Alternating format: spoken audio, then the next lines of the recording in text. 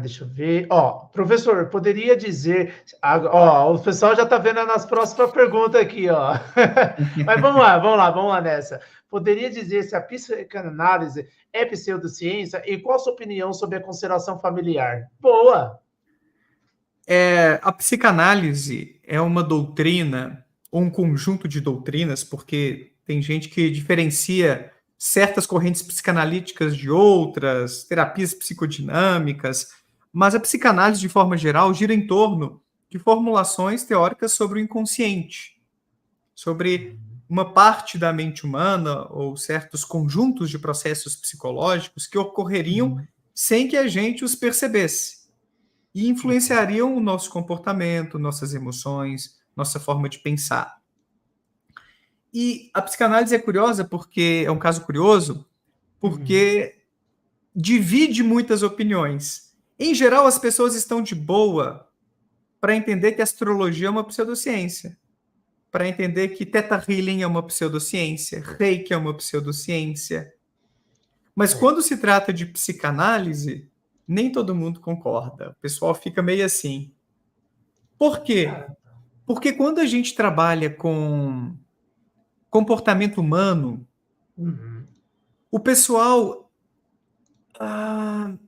digamos que é mais relaxado quanto aos critérios para a gente considerar algo confiável, algo validado, algo eficaz e assim por diante. No sentido de que a gente tem na psicologia teorias muito bem embasadas por evidências empíricas de forma muito consistente. E quando você olha para a psicanálise, existe uma distância muito grande entre as produções dos psicanalistas e as produções que a gente vê, por exemplo, na psicologia cognitiva, na análise do comportamento, onde você tem uma ciência básica muito sólida. Então você tem, cara, desde o início do século passado, para dar um exemplo, a gente tem experimentos para medir o tempo que as pessoas gastam para tomar uma decisão. Você consegue quantificar processos psicológicos. Então você tem todo um rigor que foi se desenvolvendo ao longo do século passado e, obviamente, que continua se desenvolvendo neste século para se produzir conhecimento sobre mente humana, sobre comportamento humano, e a psicanálise ficou meio estagnada. Em termos metodológicos, os psicanalistas não deram muitos passos. Não estão quantificando, não estão levantando hipóteses que são falseáveis, verificáveis ou testáveis por meio de experimentos bem sistematizados, controlados.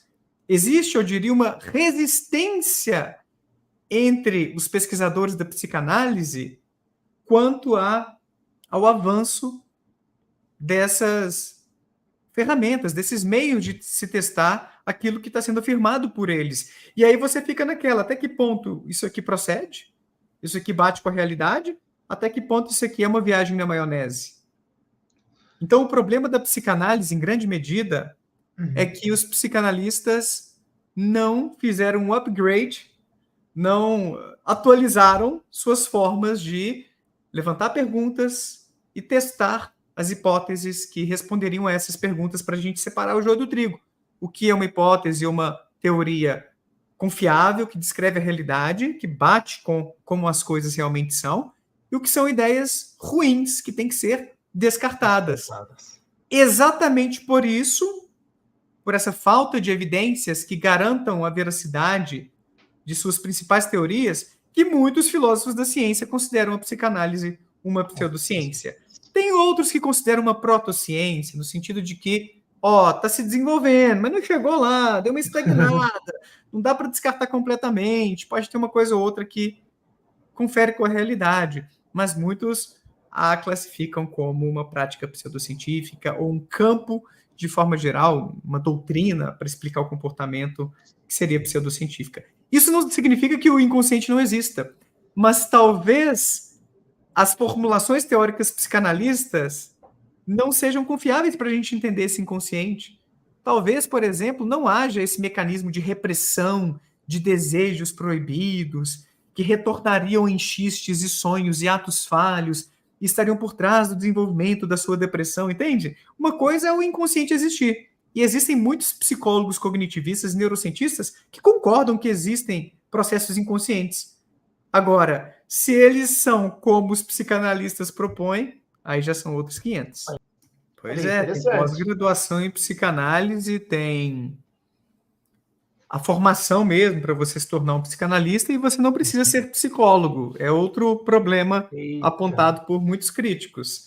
Um engenheiro, um historiador. Eu tenho um colega conhecido, historiador, que estudou uns 2 anos, se tornou psicanalista, não sei se 2, 3 anos. Que faz essa pós, né? Que faz essa pós aí e vira... E está aí clinicando. E para quem é da prática baseada em evidências, isso é um problemão, cara. Nossa.